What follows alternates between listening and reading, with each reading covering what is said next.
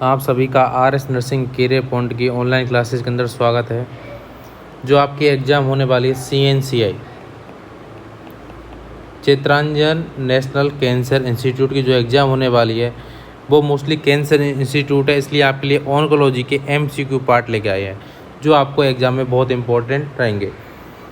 Class start करने से पहले आपको इन्फॉर्मेशन देना चाहता हूँ। जो हमारे आर.एस. नर्सिंग कैरियर पॉइंट की क्लास यूट्यूब पर भी मिल सकती है आपको, उसकी ऑनलाइन टेस्ट सीरीज भी चालू हो चुकी है उसका, और प्ले स्टोर से आप ऐप भी डाउनलोड कर सकते हो।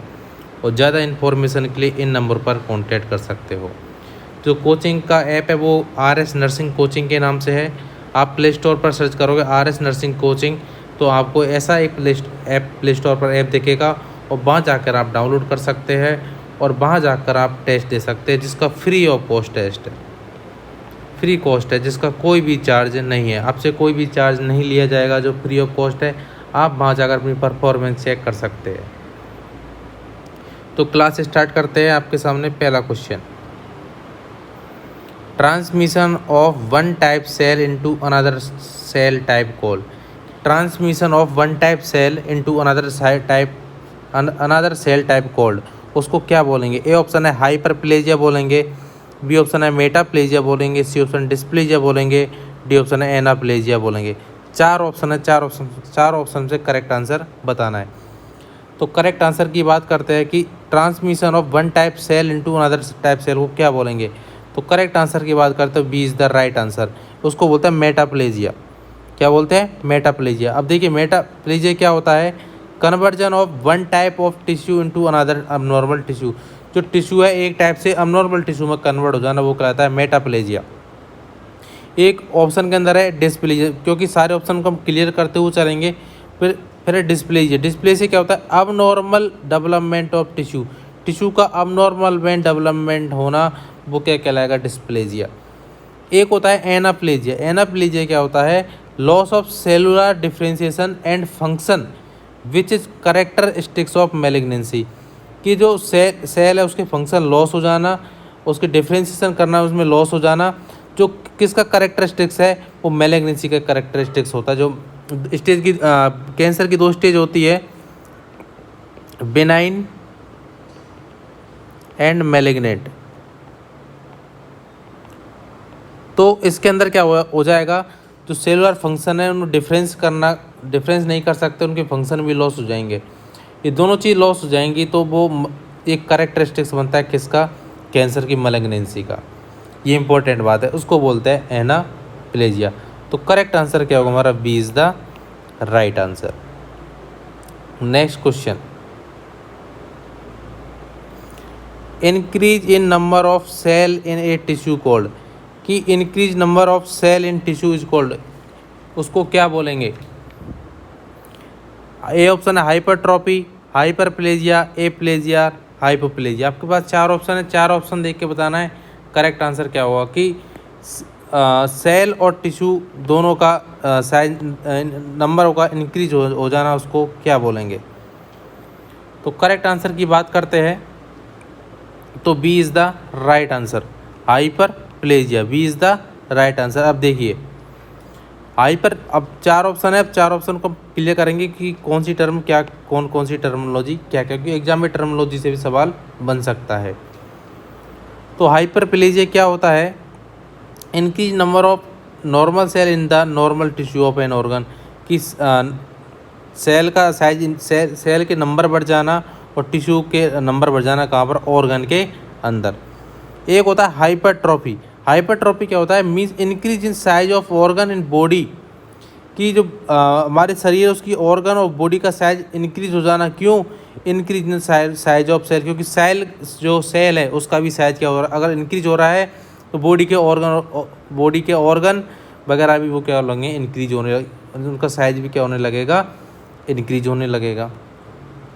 एक होता है हाइपोप्लेजिया। हाइपोप्लेजिया क्या होता है? Means under development of a tissue, organ and body. कि जो टिश्यू और ऑर्गन और बॉडी है, जो ऑर्गन और बॉडी है उसके टिश्यू है उनके क्या अंडर डेवलपमेंट होने लगेगा। मीन्स उसका डेवलपमेंट कम होएगा, उसको बोलते हैं हाइपोप्लेजिया। तो 3 टर्मिनोलॉजी पढ़ी, हाइपरप्लेजिया, हाइपरट्रॉपी और हाइपोप्लेजिया। आप साथ साथ अपने नोट्स लिख सकते हो क्योंकि ये एग्जाम में बहुत इंपॉर्टेंट, आपको बहुत हेल्प करेंगे। तो करेक्ट आंसर क्या होगा? Hyperplasia is the correct answer. Next question की तरफ चलते हैं। Which of the following is A not a typical difference factor between benign and malignant tumour? कि कौन सा टिपिकल डिफरेंट नहीं है किसके अंदर? जो कैंसर की 2 स्टेज बताई थी मैंने, बेनाइन एंड मैलिग्नेंट ट्यूमर होती है, उनका कौन सा टिपिकल नहीं होता है? मीन्स डिफरेंस करना ज़्यादा डिफिकल्ट नहीं है, सिंपल सा क्वेश्चन की बात करें। ए ऑप्शन है सेल डिफ्रेंशिएशन, बी ऑप्शन है ग्रोथ रेट, सी ऑप्शन है साइज ऑफ ट्यूमर और डी ऑप्शन है एनकैप्सुलेशन। 4 ऑप्शन देख के बताना है करेक्ट आंसर क्या होगा। तो करेक्ट आंसर की बात करता हूँ तो वह size of tumour, size of tumour, C is the right answer. अब देखिए हम बात करते हैं बेनाइन ट्यूमर और मैलिग्नेंट ट्यूमर के बारे में कि ये एक्चुअली में होती क्या है। करेक्ट आंसर हमारा क्या होगा? C is the correct answer, size of tumour. अब देखिए बेनाइन ट्यूमर और मैलिग्नेंट ट्यूमर, बेनाइन होती है वो स्मॉल होती है, लेकिन मैलिग्नेंट कैसे होती है? लार्ज होती है। ये इंपॉर्टेंट बात है, ठीक है। इसकी स्लो ग्रोइंग होती है, ग्रो कहते हैं स्लो होती है, लेकिन इसकी फास्ट ग्रोथ होती है। इसकी स्लो ग्रोथ होगी बेनाइन की, लेकिन मैलिग्नेंट की फास्ट होगी। बेनाइन नॉन इन्वेजिव रहता है, लेकिन ये मैलिग्नेंट इन्वेजिव रहता है। बेनाइन वेल डिफ्रेंशिएट, आसानी से हम डिफ्रेंशिएट कर सकते हैं, लेकिन इसको आसानी से डिफ्रेंशिएट नहीं कर सकते। स्टे लोकलाइज रहता है, ये मेटास्टेटाइज रहता है। Stay where they are can invade और मेटास्टेटाइज, ये इन्वेड नहीं होता है, लेकिन जो मेटास्टेसिस है वो इन्फिल्ट्रेट, इन्वेड और डिस्ट्रॉय सराउंडिंग टिश्यू, सारे टिश्यू वगैरह चारों तरफ फैल जाते हैं और बॉडी के अदर पार्ट में भी ये फैल सकता है। ये होती है मेटास्टेसिस, ठीक है। तो हमने 2 चीज़ पढ़ी, benign tumour and malignant tumour, क्योंकि एग्जाम में इससे बहुत इंपॉर्टेंट सवाल बनता है कि इसमें डिफरेंट क्या होता है, इस तरीके से सवाल बन सकता है। इसलिए इस क्वेश्चन को कराने का मेरा यही मतलब था। क्लियर? नेक्स्ट क्वेश्चन की तरफ चलते हैं। द टर्म ओमा मीन्स, कि ओमा टर्म होती है उसका मतलब क्या होता है? सिंपल सवाल पूछा है, ओमा टर्म मीन्स क्या होता है? ओमा, ए ऑप्शन है cyst, B option new growth, C option opening, D option है ऑर्गन। 4 ऑप्शन है, 4 ऑप्शन देखिए फाइंड आउट करना है करेक्ट आंसर क्या होगा। तो करेक्ट आंसर की बात करते हैं तो B is the right answer, new growth is the right answer. देखो द टर्म ओमा मीनिंग क्या होता है? ट्यूमर। ओमा मीन्स क्या होता है? कि न्यू सेल की ग्रोथ होना। ओमा मीन्स क्या होता है? कि न्यू जो सेल और टिश्यू वगैरह उनकी नई ग्रोथ होना या ट्यूमर बनना, उसको बोलते हैं ओमा। जहाँ पर ओमा लग गया मीन्स क्या हुआ? वहाँ पर पर्सन क्या होगा? ट्यूमर, ठीक है। जैसे कार्सिनोमा, इस तरह जहाँ पर ओमा लग गया मीन्स क्या हो गया? वहाँ पर पर्सन को ट्यूमर हो गया। क्लियर? आगे चलते हैं। The severe weight loss accompanied by progressive weakness हो रही है। लॉस ऑफ एपेटाइट मीन्स क्या होता है? भूख नहीं लगती है पर्सन को क्या नहीं लगती है? भूख नहीं लगती है। एनीमिया है, that is usually associated with advance cancer is called, कि ये सारी चीज़ किससे एसोसिएटेड है एडवांस कैंसर के अंदर? कि वेट लॉस हो रहा है, वीकनेस आ रही है, लॉस ऑफ एपेटाइट हो रहा है और एनीमिया हो रहा है। तो ये किससे रिलेटेड है या एसोसिएटेड है? ए ऑप्शन है कार्सिनोमामेटोसिस, बी ऑप्शन है कैचेक्सिया, सी ऑप्शन है एनाप्लेजिया, डी ऑप्शन है डिस्प्लेजिया। 4 ऑप्शन देख के बताना है करेक्ट आंसर क्या होगा। तो करेक्ट आंसर की बात करता हूँ तो क्या होगा? B is the right answer, cachexia is the right answer. अब राइट आंसर क्यों होगा देखिए, करेक्ट आंसर क्या होगा और B is the correct answer. Cachexia is a state of ill health, cachexia एक हेल्थ बीमारी है किसकी? इसके अंदर आदमी पर्सन बीमार रहता है, उसका माल न्यूट्रिशन के अंदर प्रॉब्लम हो सकती है, वास्टिंग हो सकता है, में अकर में क्रोनिक डिजीज, ये सारी क्रोनिक डिजीज के अंदर होती है, मैलिग्नेंसी के अंदर और इन्फेक्शन के अंदर, ये सारी कैचेक्सिया हमको देखने को मिलता है। क्लियर? तो करेक्ट आंसर होगा हमारा B is the right answer, cachexia is the correct answer. Next question की तरफ चलते हैं। In pain management strategy least effective, question क्या पूछा है, ये हमको टर्मिनोलॉजी पकड़नी पड़ेगी कि least effective approach for using analgesic agent, कि लीस्ट अफेक्टिव क्या होगा। ए ऑप्शन है प्रिवेंटिव, बी ऑप्शन है patient control analgesia, C option है प्रोरेनेटा, डी ऑप्शन है बैलेंस एनाल्जेसिया। कि लीस्ट इफेक्टिव क्या होगा, तो लीस्ट इफेक्टिव की बात करें पेन मैनेजमेंट के अंदर ऑप्शन के अकॉर्डिंग तो is the right answer, preventive is the right answer. देखो preventive approach of pain management strategy is least effective approach, ये वेरी वेरी इंपॉर्टेंट क्वेश्चन है। क्लियर, ये जिपमर की एग्जाम हुआ था, जिपमर एग्जाम 2017 के अंदर ये सवाल पूछा हुआ है, 2017 के अंदर पूछा हुआ सवाल है कि लीस्ट इफेक्टिव स्ट्रेटेजी क्या होती है, होती है preventive.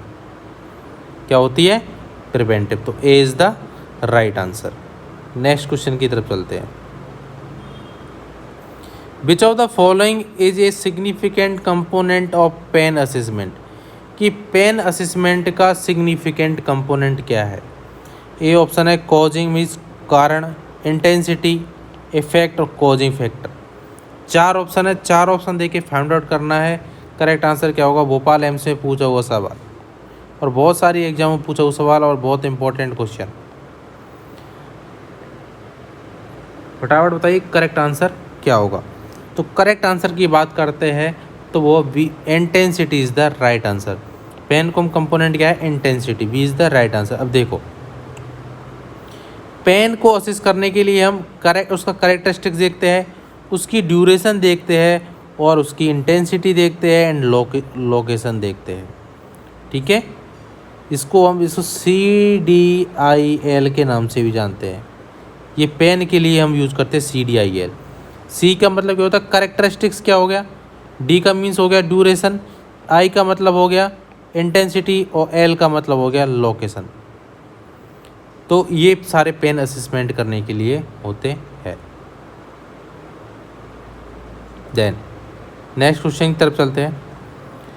Information necessary for complete pain assessment would include, कि इन्फॉर्मेशन नेसेसरी है कंप्लीट पेन असेसमेंट के लिए। ए ऑप्शन है precipitating event description and location. Question को समझना कि पेन असेसमेंट के लिए क्या ज़रूरी है, कि प्रीसिपिटेटिंग इवेंट्स और description and location, medication preference and location, emotional state of the patient and nutrition need, D option है time since last injection and physician order. चार ऑप्शन देखिए फाइंड आउट करना है। सबसे पहली चीज़ देखो, मैंने अभी ये बताया था चार चीज़, करेक्टरिस्टिक्स, ड्यूरेशन, इंटेंसिटी, लोकेशन। तो ये ऑप्शन दोनों रॉन्ग हो गए इनमें चार ऑप्शन। अब कुछ दो ऑप्शन हमारे पास बचे, ए एंड बी बचा हमारे पास। तो मेडिकेशन प्रेफरेंस हम नहीं कर सकते असेसमेंट करने के लिए, असेस कर रहे हैं तो मेडिकेशन कैसे दे सकते हैं, तो ये आंसर रॉन्ग हो गया। तो करेक्ट आंसर हो गया हमारा A is the right answer. A right answer कि precipitating event and description and location. और हम इसको कंप्लीट समझते, देखिए इसको समझने के बाद आपको कंप्लीट समझ में आ जाएगा एक्चुअली पेन है। Correct answer A, nurse can help patient more accurately report their pain by using these very specific PQRST। ये याद रखना, PQRST असेसमेंट करती है। कैसे, क्वेश्चन कर रही है पहले पेशेंट के, पी पर होता है प्रोवोकेशन या palliation, means what where are you doing when the pain started, कि आप उस टाइम क्या कर रहे थे, कहाँ थे कि आपका पेन स्टार्ट हुआ। उसके बाद करिए क्यू, की मीन्स क्वालिटी या क्वांटिटी की, किस तरह का आपको दर्द हो रहा है, कैसा फील हो रहा है, समझना क्वेश्चन क्या पर कैसा फील हो रहा है। सी हो रहा है रीजन या रेडिएशन, की कहाँ रेडिएट हो रहा है। एस सीवियरिटी स्केल, हम उसको पेन को असेस करने के लिए हम स्केल का यूज़ करते हैं, तो उसकी सीवियरिटी कितनी है, कि 10 है, 8 है, 9 है, 7 है, कितनी है। सी ऑप्शन है टाइमिंग, कि कितने टाइम से हो रहा है, और उसके बाद हम उसको डॉक्यूमेंट करते हैं। ये इंपॉर्टेंट चीज़, आप इसके स्क्रीनशॉट ले सकते हो, इसके अनुसार हम पेन को असेस कर सकते हैं। ये बहुत इंपॉर्टेंट चीज़ है PQRST के अकॉर्डिंग, कि provocation, palliation, quality, regional, severity and timing. तो करेक्ट आंसर हमारा होगा A is the correct answer. I hope आपको वीडियो पसंद आ रही होगी। और वीडियो अगर पसंद आ रही तो वीडियो को मैक्सिमम लोगों को शेयर करना ना भूले, ताकि मैक्सिमम लोगों को फ़ायदा मिल जाए। और आप डेली अपना RS नर्सिंग कैरियर पॉइंट का ऐप डाउनलोड करके वहाँ पर free of cost daily test दे सकते हो, जिसका कोई चार्ज नहीं है। आपको वहाँ पर बहुत सारी वीडियो मिलेगी जो एग्ज़ाम के लिए इम्पोर्टेंट रहेगी। आगे चलते हैं। When examining a patient with abdominal pain, the nurse in charge should assess. जब when examining patient, जब हम पेशेंट का एग्जामिनेशन कर रही है नर्स, उसका एब्डोमिनल पेन हो रहा है, तो नर्स सबसे पहले किसको असेस करेगी? जो नर्स है वो सबसे पहले किसको असेस करेगी? A option any quadrant first, B option symptomatic quadrant first, C option है symptomatic quadrant last, D option symptomatic quadrant either second और थर्ड। 4 ऑप्शन है, 4 ऑप्शन देख के बताना करेक्ट आंसर क्या होगा। तो सिंपल सा चीज़, जहाँ पर दर्द होता है, हमने कही जहाँ पर दर्द होता है उसको पहले पालपेट नहीं करते हैं, क्योंकि वहाँ से पेन रेडिएट हो सकता है। तो एनी क्वाड्रेंट को पायरेट से कोई मतलब नहीं है, सिम्टोमेटिक सेकंड थर्ड से कोई लेना देना नहीं है, और फर्स्ट कभी करते नहीं है, हमेशा लास्ट में करते हैं। तो सी इज़ द राइट आंसर। और समझ सकते हैं करेक्ट आंसर क्या होगा, C is the right answer.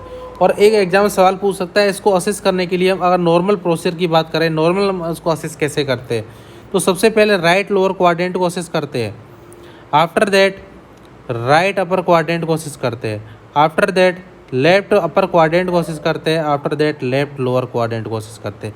सबसे पहले इसको करते हैं, उसके बाद राइट अपर को करते हैं, फिर लेफ्ट अपर क्वाड्रेंट को करते हैं, फिर लेफ्ट लोअर क्वाड्रेंट को करते हैं। ये 4 ऑप्शन आपके सामने, हम एब्डोमेन को 4 पार्ट में बांटते हैं, तो इस तरीके से उसको असेस किया जाता है। ठीक है, इस तरीके से आप ऐसे डायग्राम के अनुसार याद रख सकते हो। कोई भी डाउट लगता है तो आप कमेंट बॉक्स में लिख सकते हो। ठीक है, आगे चलते हैं। Pain that develop with in organ is called. अगर पेन ऑर्गन के अंदर डेवलप हो रहा है उसको क्या बोलेंगे? ये ऑप्शन है somatic pain, visceral pain, neuropathic pain और नोसिसेप्टिव पेन। 4 ऑप्शन है, 4 ऑप्शन देख के बताना है करेक्ट आंसर क्या होगा। तो करेक्ट आंसर की बात करते हैं तो ऑर्गन के अंदर डेवलप हो रहा है उसको बोलते हैं visceral pain. B is the right answer.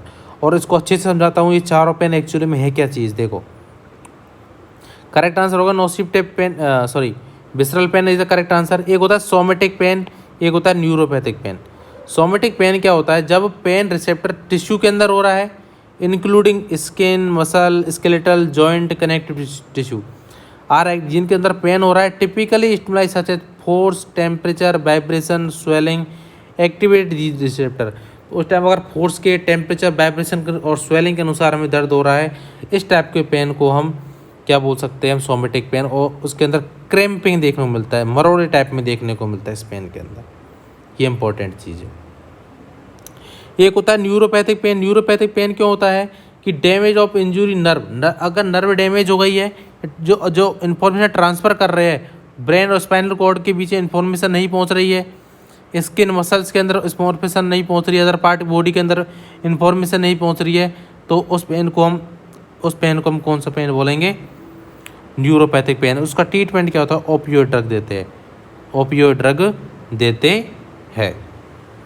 फिर होता है विसरल पेन, जो भी बताया ऑर्गन के अंदर पेन रिसेप्टर पेल्विस, एब्डोमेन के अंदर, चेस्ट के अंदर, इंटेस्टाइन के अंदर और ऑर्गन के अंदर। ये वाला पेन होता है विसरल पेन, जो उसका राइट आंसर था विसरल पेन।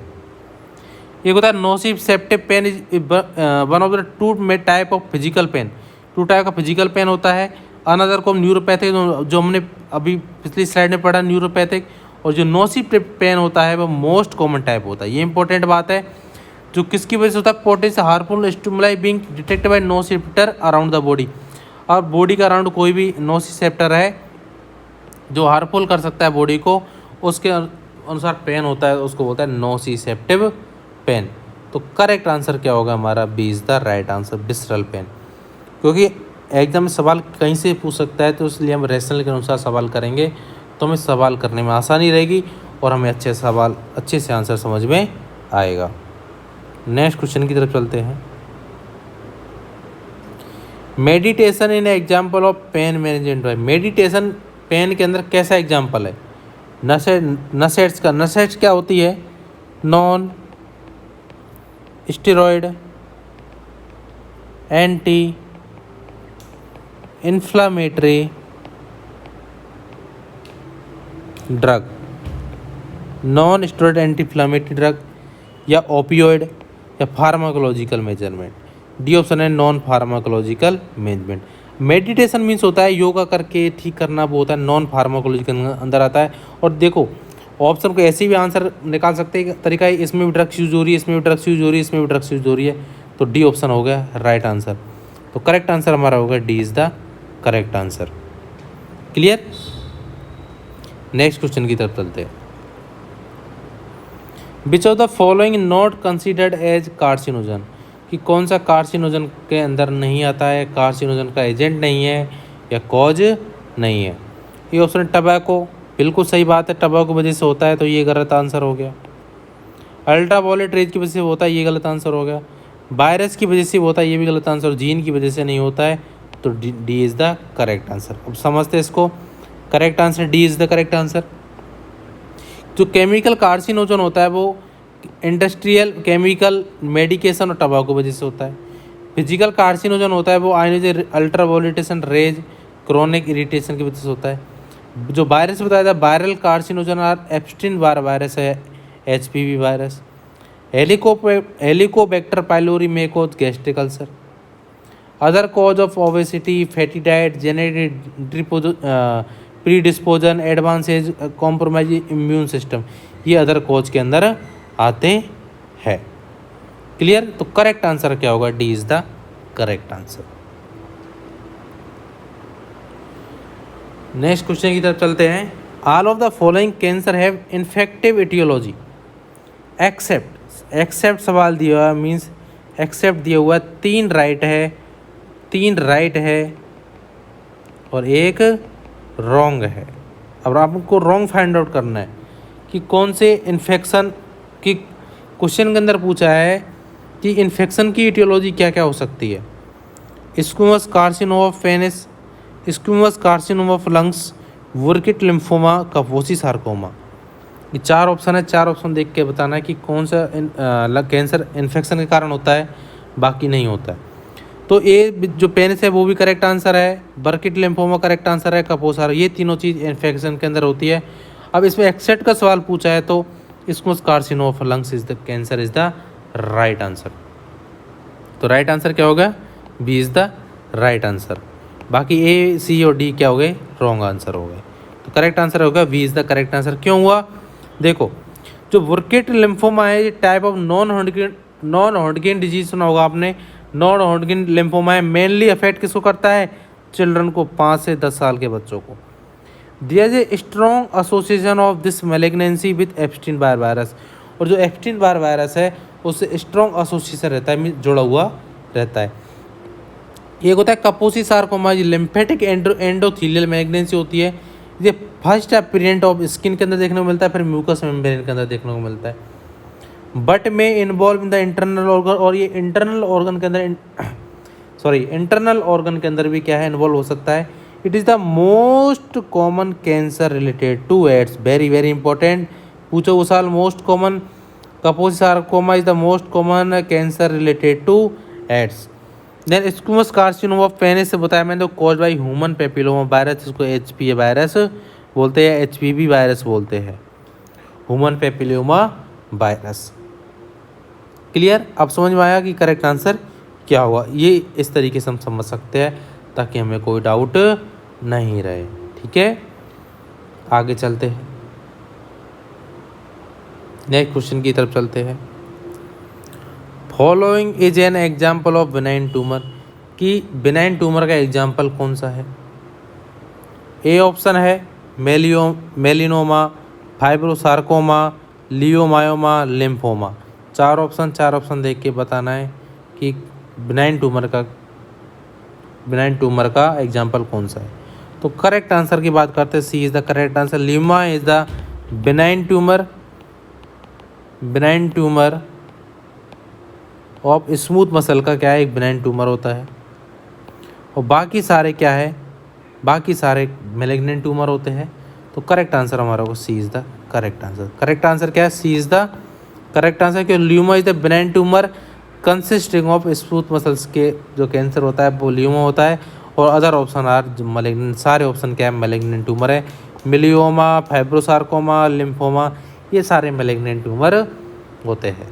और बेनाइन मलिग्नेंट के अंदर मैंने स्टार्टिंग में बता दिया कि डिफरेंट क्या होता है। Next question, most common cancer in women worldwide, कि मोस्ट कॉमन कैंसर कौन सा होता है वोमेन के अंदर वर्ल्ड वाइड के, वर्ल्ड वाइड पूरी दुनिया के अंदर। ये ऑप्शन है melanoma, carcinoma of breast, carcinoma of thyroid, carcinoma of lungs.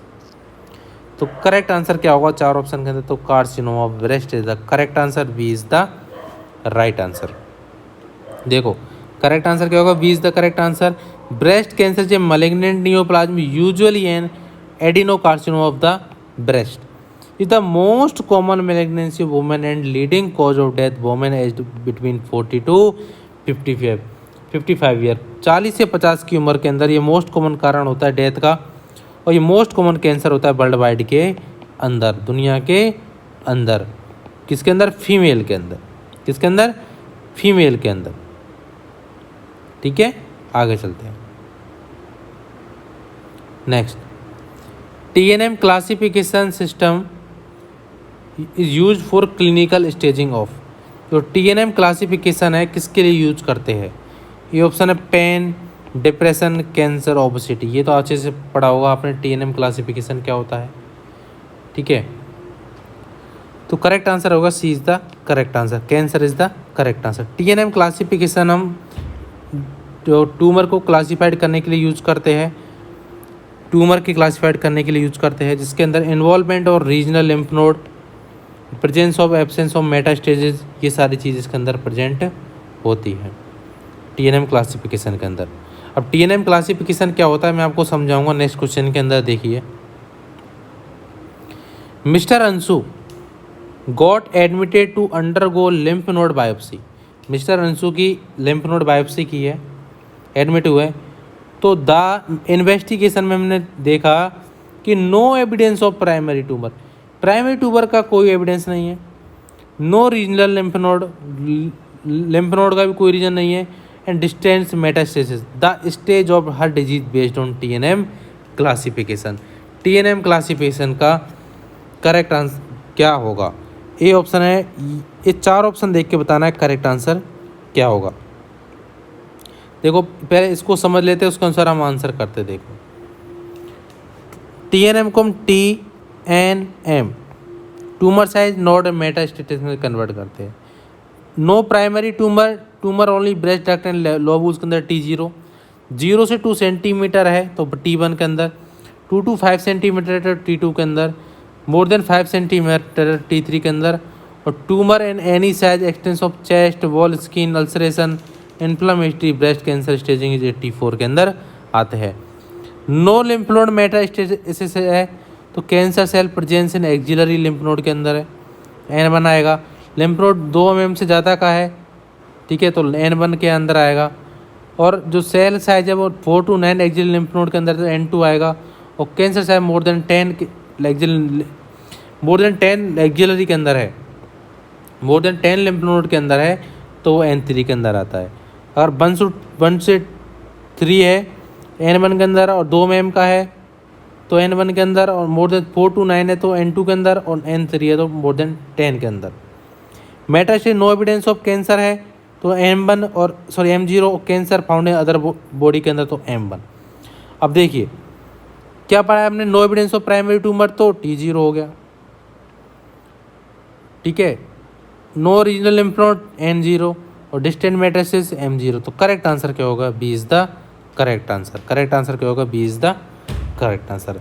और आप अगर आपको ज़्यादा समझना है तो हमारे RS नर्सिंग की पॉइंट की ऑनलाइन क्लासेस के अंदर आपको ये पूरा ऑन्कोलॉजी का वीडियो मिल जाएगा कुछ दिनों के अंदर। तो वहाँ जाकर पूरी ऑन्कोलॉजी आप फ्री ऑफ कॉस्ट पढ़ सकते हैं विद थ्योरी MCQ के अनुसार। Clear, okay, thank you so much. I hope आपको वीडियो पसंद आई हो, और वीडियो पसंद आई है तो वीडियो को मैक्सिमम से मैक्सिमम लोगों को शेयर करें, चैनल को सब्सक्राइब जरूर करें, और आप RS नर्सिंग की पॉइंट का ऐप जरूर डाउनलोड कर ले ताकि आपको एग्जाम में मैक्सिमम फ़ायदा मिल सके। उसका कोई भी चार्ज नहीं है, फ्री ऑफ कॉस्ट है। Okay, thank you so much.